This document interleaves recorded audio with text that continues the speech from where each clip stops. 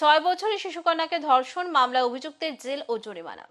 17 বছরের বৃদ্ধ দ্বারা 6 বছরের শিশুকন্যাকে ধর্ষণ মামলায় অভিযোগে 20 বছরের কারাদণ্ড ও 20,000 টাকা জরিমানা অনাদায়ে আরও 6 মাসের জেলের রায় দান করলেন উত্তর ত্রিপুরা জেলার বিশেষ আদালতের বিচারক অংশুমান দেববর্মা। 16 জন সাক্ষীর সাক্ষ্যদানের ভিত্তিতে এই রায়দান করেন বিচারক। জানা গেছে 2023 সালে জুন মাসের 4 তারিখ ধর্মনগর থানাধীন শাখাইবাড়ি গ্রাম পঞ্চায়েতের 6 নং ওয়ার্ডে 6 বছরের এক শিশুকন্যা ধর্ষণের শিকার হয়। ঊনকোটি জেলার কৈলাসহরের কুরবঝাড় এলাকার বাসিন্দা হাজিদ আলী বয়স 70 শাখাইবাড়ি এলাকার মেয়ের বাড়িতে বেড়াতে এসে 6 বছরের নাবালিকাকে ধর্ষণ করে। ওই শিশুকন্যাটি জেসিবি দিয়ে মাটি কাটা দেখতে এসেছিল তা আর ওই বৃদ্ধ পাশের জঙ্গলে নিয়ে গিয়ে ধর্ষণ করে।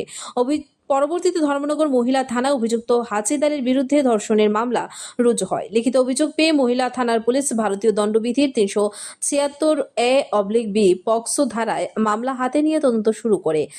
এই মামলার তদন্তকারী অফিসার সঞ্চিতা নাথ 1 মাসের মধ্যে ধর্মনগরের বিশেষ আদালতে চার্জশিট দাখিল করেন। অবশেষে সেই মামলার 16 জন সাক্ষীর সাক্ষ্যদানের ভিত্তিতে বৃহস্পতিবার বিশেষ আদালতের বিচারক অংশুমান দেববর্মা অভিযুক্ত হাজিদ আলীকে 20 বছরের জন্য কারাদণ্ড সাথে 20,000 টাকা জরিমানা অনাদায়ে আরও 6 মাসের কারাদণ্ড সাথে পক্সো আইনে আরও 20 বছরের কারাদণ্ড এবং 20,000 টাকা জরিমানা অনাদায়ে আরও 6 মাসের জেল হাজতের নির্দেশ দেন। অবশ্য পুলিশ ও বিচারকের বিচারদানে 1 বছরের মাথায় নির্যাতিতা শিশুকন্যাটি তার সাথে ঘটে যাওয়া ঘটনার ন্যায় বিচার পেল।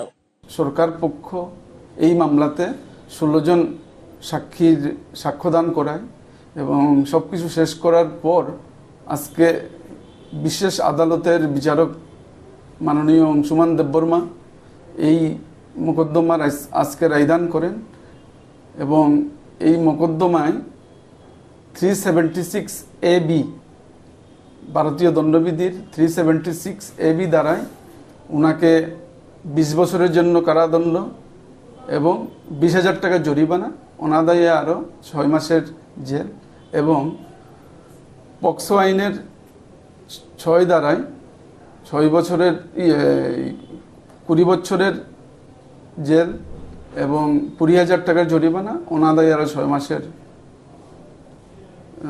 জেল।